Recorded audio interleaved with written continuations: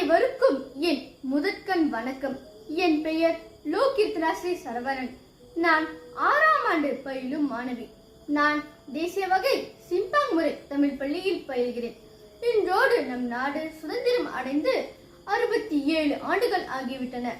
நம் நாடு 31 ஆகஸ்ட் 1957ஆம் ஆண்டில் சுதந்திரம் அடைந்தது. 31 ஆகஸ்ட் 1957ஆம் ஆண்டில் பிரிட்டிஷ் ஆட்சியிலிருந்து சுதந்திரம் அடைந்தது.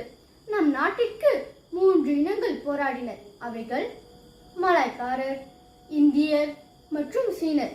மலாய்க்காரரை பிரதிநிதித்து துன்கு அப்துல் ரஹ்மான், இந்தியரை பிரதிநிதித்து துன் வித்தி சம்பந்தன், சீனரை பிரதிநிதித்து தான் சிங் நோங். இவர்கள் நம் நாட்டிற்காக சுதந்திரம் கிடைப்பதற்கு மிக கடுமையாக போராடினார்.